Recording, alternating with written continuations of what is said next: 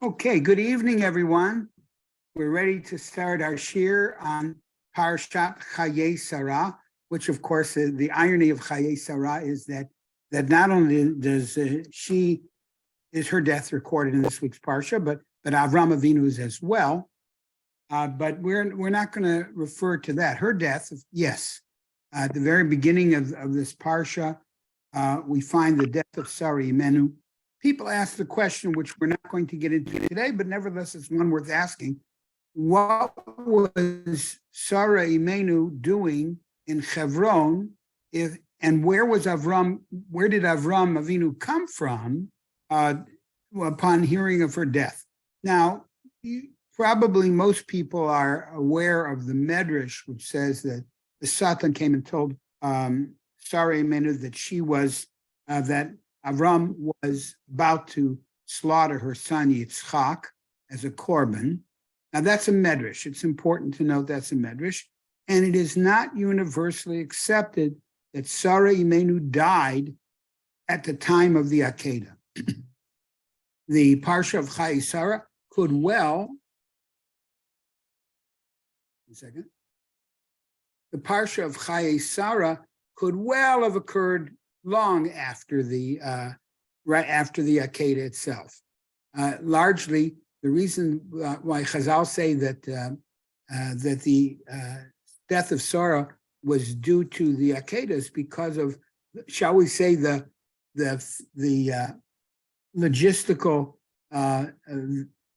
view that post hoc ergo propter hoc, that after this, therefore, because of this, since the death of Sara Imenu was written in very close proximity to the Akedah. Therefore, some people, the Medrash says that she died from the Akedah because she got the message from the Satan. We're not compelled to accept. And it is important to note that many Rishonim say, you're not compelled to accept every Medrash. First of all, you can't, because some of them are contradictory. And if that's the case, if you accept one, you've automatically not accepted the other. But again, it's perfectly fine, of course, if one wants to say that the Akedah was the proximate cause of Sara Imenu's death, okay. But Abravanel has a different view. His view is that the death of Sara Imenu came about after the Akedah, pretty well after the Akedah. And Avram Avinu decides he wants to purchase the Marat HaMachpelah. They spent much of their life, Sarah and Avram Avinu, in Be'er Sheva. Avram Avinu, says Abravanel, did not want to be buried Avram Avinu did not want to be buried in Be'er Sheva. All right, why? Because that was the territory of Avimelech and the Plishtim. Avram Avinu did not want to be buried eternally in the land of the Plishtim. So he sought a grave site, the Marat HaMachpelah, where Adam and Chava were reputed to be buried. And he said, look, Sarah, go and see if you can buy that area at a reasonable price. Abravanel, his theory is that Sara Imenu, that if Ephron Achiti, who was the proprietor of that particular site, saw Avram Avinu coming, so the price would go up, threefold, fivefold, whatever it would be. So Avram Avinu decided to send Sara Imenu from Be'er Sheva to Hebron, which was also called at that time Kiryat Arba, to purchase it at some sort of a reasonable price, which would not be jacked up by Avram Avinu's fame. So, of course, Abravanel then also does not see that the death of Sara Imenu was tied directly to the Akedah. Nobody loses Olam Haba either way, okay, because we weren't there. And it's both of the Midrashim, the Medrash and Abravanel's position are an attempt to understand in the context of the Psukim, what are we talking about? When are we talking about? What's the time frame?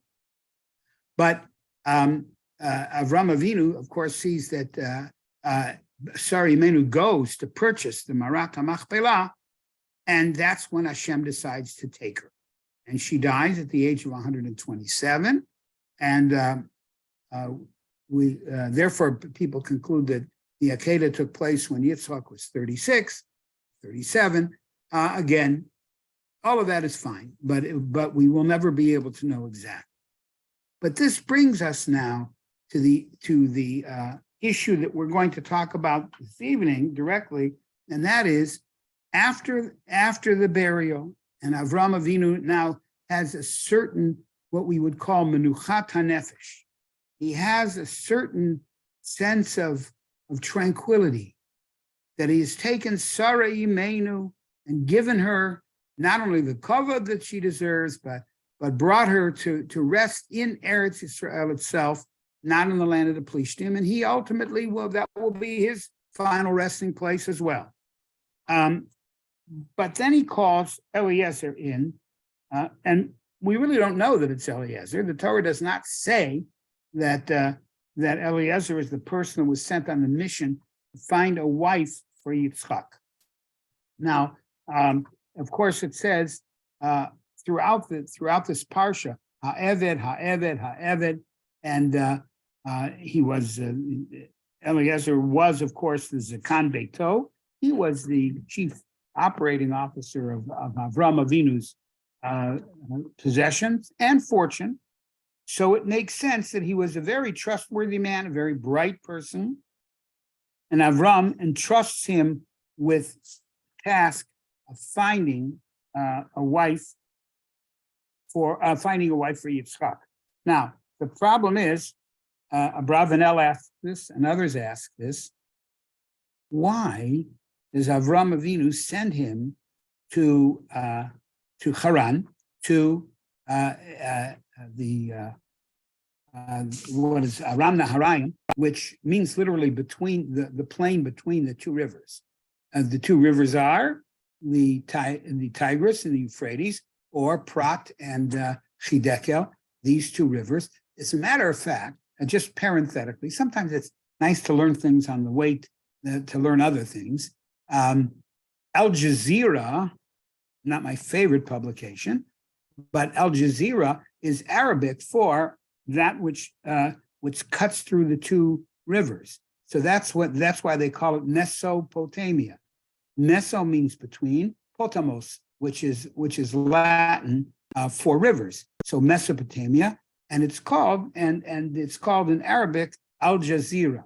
Okay, and that's Mesopotamia in Arabic, and Aram Naharayim in Hebrew.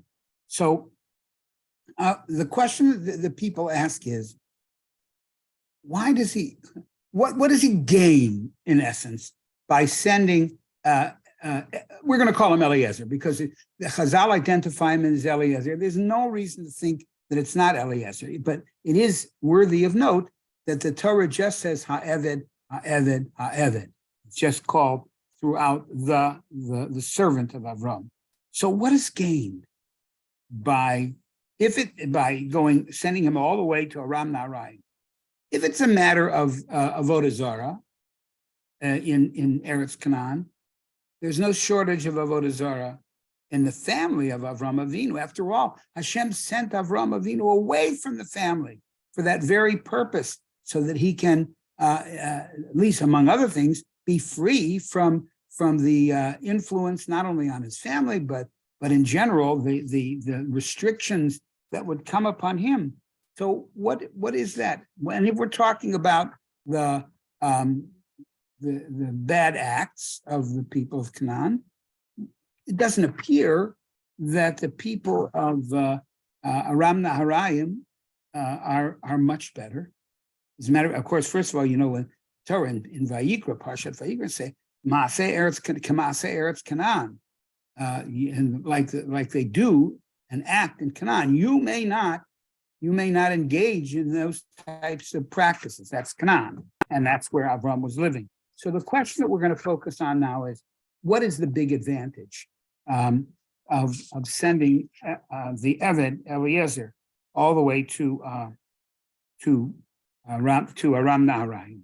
Now, first of all, it's interesting that that Shmuel Nechama Leibovitz Shalom brings she brings a number of sources who deal with this question, and one of them is this Shadal Shmuel David Lutzato.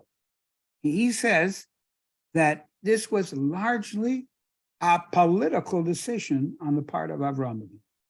Again, not your standard response, but he says, after all, if Yitzchak marries the Canaanim, it's just going to make it that much harder when we have to chase the Canaanim out, right? Because then we're sending family, we're chasing family out, and so therefore, and of course, you're going to see in today's discussion, of course, family is, as we know, a very, very powerful influence on everyone.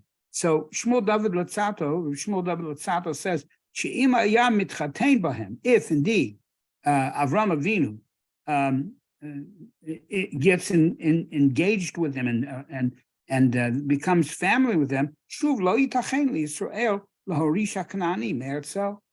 how will the Jews later, and we know that has to take place, the Jews eventually, when they come back to Eretz Yisrael, are going to have to chase them away.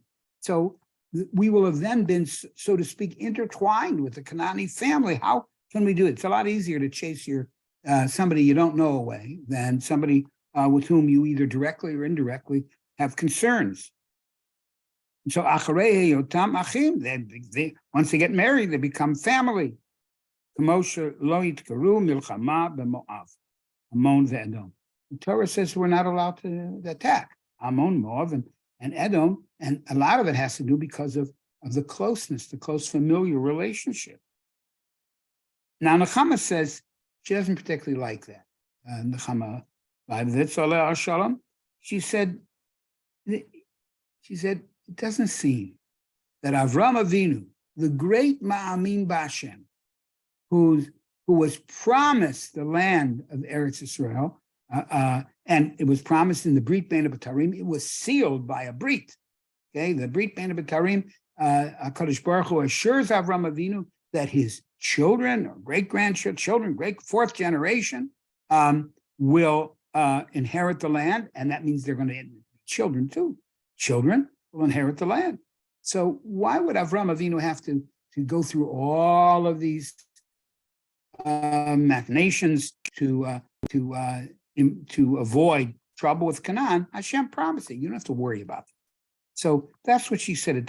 She said it doesn't seem so logical that would be the driving force with Avraham Avinu. But there are others, not to engage with the people of Canaan. Now, there are others who say that, and the Ran is one, and the Ketav Kabbalah is another. They both say, you know what? You have to make a difference between people's deeds, let's say corrupt deeds, and corrupt philosophical worship. They're not the same. And this is actually the Ran, a Rishon, who says it. Later, I found it also in the Ketav Kabbalah, who lived 150 years ago, the Yaakov Mecklenburg. They both say as follows: when it comes to character, personality traits become inherited. Right? So if there is, now again, and this is sort of pseudoscience. I don't know whether we have the data to back that up, but shall we say, just in terms of observation and anecdotal understanding, if we know that there are two parents or a parent who is violent, and of course it could be certainly could be a trait which is inherited, whether it's a mental illness or other things. Those things sometimes are inherited, and so therefore I'm going to read what the Ran says. Okay, that in fact. These traits are, well, better, I think it's clear in the Ketav Kabbalah. So let's take him.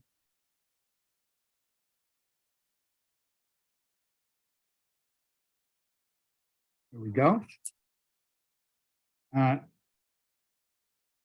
Ketav Kabbalah makes the following statement.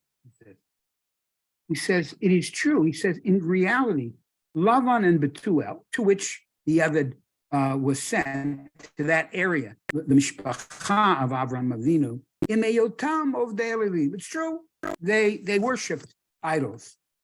Ein min hamechuyav sheyavor rishumam livneihem. It's not inherited. In other words, how philosophically one feels about God. Does God exist? Do many gods exist? Those things are not inherited traits. Personality disorders or personality, whether one is more inclined to violence, more inclined to other elements of how they conduct their daily lives through action, he said that can be inherited. Okay, so he says, if it's a matter purely of theology, a matter of belief and faith, that's not passed down. It could be, could be nurtured, but it's not biologically passed down. Ki emunah hakozevet lo ta'aseh roshem, that a false emunah, false belief, is not going to lo ta'aseh roshem rak benefesh. That only applies to the way one's spirituality is, but that can change. Okay, it's not rooted in the person's physical, biological being, and it doesn't necessarily, says the Ketav Kabbalah, and again, he and the Rana agree, it doesn't necessarily pass down to children. In other words, you could do it, but it's not part of the person's being.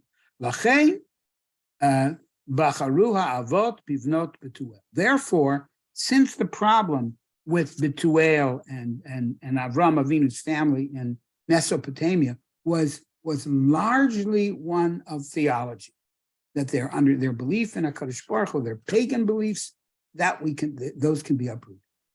But essentially, they were not violent or having traits which could be passed down to the children. That's the Ketav Kabbalah's view. It's also the Ran's. Now, so far we have the Shadal's view that it was a political decision on the part of Avraham. Don't get mixed up with these people, because eventually you're going to have to, not right away, down the road, 400 years or 300 years, but what's going to happen is we're going to have to chase them out, hard to chase family out. And Nechama Leibovitz said, no, it's unlikely. Avraham Avinu doesn't go through that type of process on something that was promised to him by a Kadosh Baruch Hu. Then we have, of course, the idea that emunah is something which is not passed down. Since it's not, the pagan beliefs of the family in Mesopotamia and Aram Naharayan, those will not be, they're not genetic, and therefore they won't be passed down, and so they can be uprooted.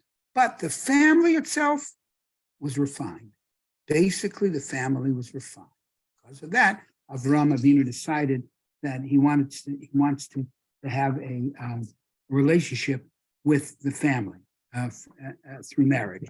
Okay, now Rav Hirsch. Rav Hirsch, that's how had a very, very interesting view.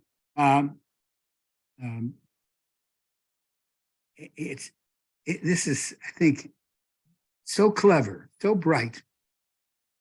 He said, Avram Avinu is looking to marry into a family.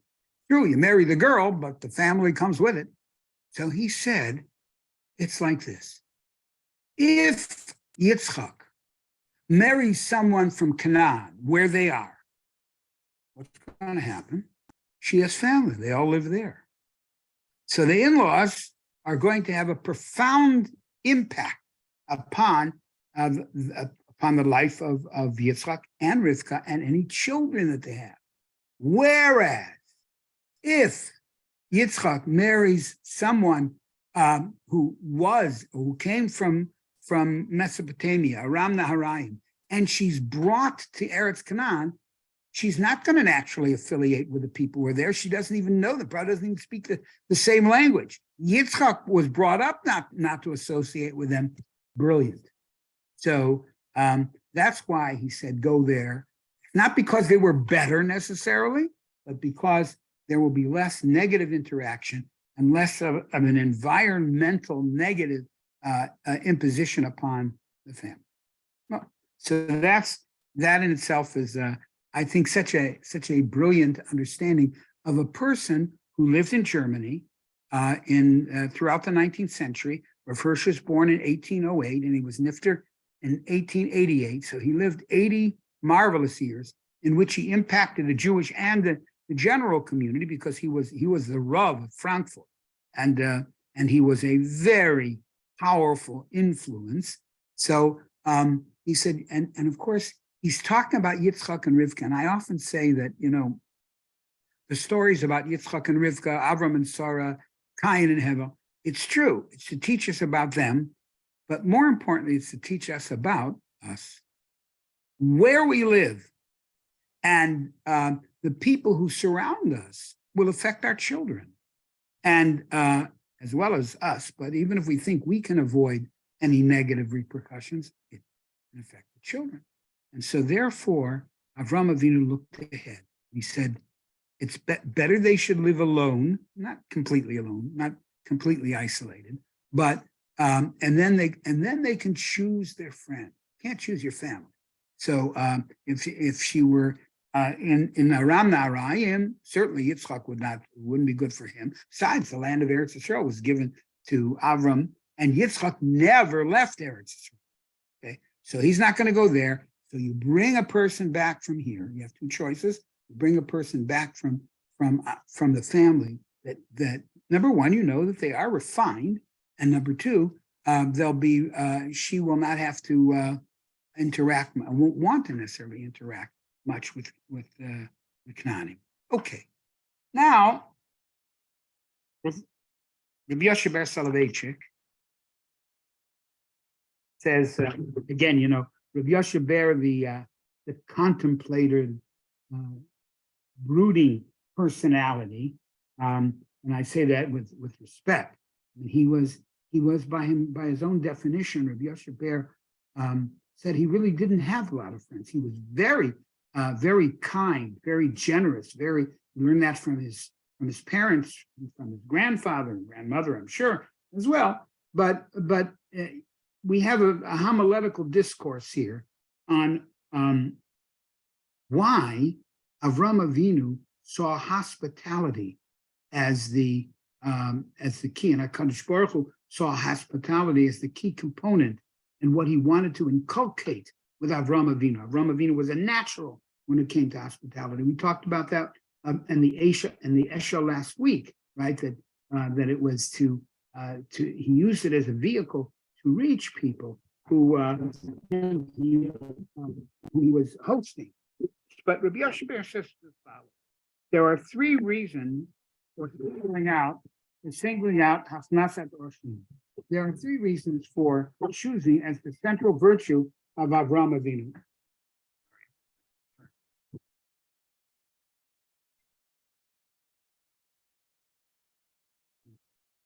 Sorry about that. Works better in think. All right. So there are three reasons Rabbi Yoshe Ber said for singling out Hasnasat Orshim. One, he says, hospitality is difficult and uncomfortable. Okay, and therefore we allow a stranger into our home. His mannerisms are odd. His speech is foreign. It's interesting that Rabbi Yoshe Ber was a great observer of people, and he eats differently and can be crude and vulgar. His opinions are strange, and he intrudes upon the privacy of the family. Avraham built altars and invited everyone to his tent, no matter how vulgar the guests or how difficult it is. So that's number one. Number two, says Rabbi Yoshe Ber, the second central experience of Abraham's life was Galut, okay? That he was a wanderer. Avram Avinu went from Ur Kasdim to Haran, and then he went to Shem and Beit El, and then he went to Mitzrayim, and he came back. and then he was in Beersheba, so many different places. The central experience of Avram's life was galut, homelessness, wandering without knowing the destination, sleeping on the ground on freezing cold nights, being lost along the byways of a strange land. This intense experience taught Avraham and his descendants that an involvement of sharing in distress, of feeling for the stranger and compassion for the other, it is as much as possible. This trained Avraham to react quickly in the presence of suffering. No matter who the stranger was, what he stood for, or how primitive he was, the stranger had suffered. Suffering purges person and redeems. So that's the second reason that hospitality becomes a hallmark of Avraham Avinu's life. And thirdly, for the supremacy of the norm of hospitality is that the Torah rejects the doctrine of my home is my castle. What do we mean by my home is my castle? It insulates us. I don't have to let anybody in that I don't want in. So whether it be a mishulach or whether it be somebody who is what Chazal call over petachim, a person who due to his dire economic situation must go house to house. So we understand that, and also through, of course, the mitzvah of Sukkah, we understand that number one, there's a transitory nature to life in general, and that this person who is poor and coming to our house, or he's a person who is coming on behalf of worthy institutions, he's willing, he moves from place to place to place, and the shall we say Maaseh Avot Siman Labanim, Avraham Avinu's travail and his movement from one place to another, that taught him to teach his children. And of course, Hashem says himself that I know that he's going to teach his children la'asot tzedakah or mishpat, tzedakah both in terms of righteousness and of course charity. All right, so he will do that, but that's because ingrained in Avraham Avinu, and then to Yitzchak, and then to Yaakov, and their children and their families, and so it is passed on, is the idea of the transitory nature of life, and therefore the need to be hospitable. So that's what Rabbi Yoshe Ber says. And we're going to conclude now with one more piece. One of the great figures of Chicago Jewry in the early and mid 20th century was Rabbi Menachem B. Sachs. Rabbi Menachem B. Sachs, actually, his wife was Hannah Sachs, Aleh Shalom, and Rabbi Sachs, I had the great zechut of knowing him, not real well, but knowing him enough to say this was a powerful, magnetic personality.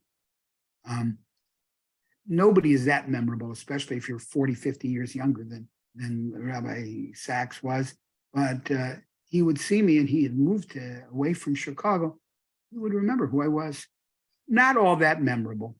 And people are memorable, but the fact is he just had this quality about him. And he was one of the founders of the ATT.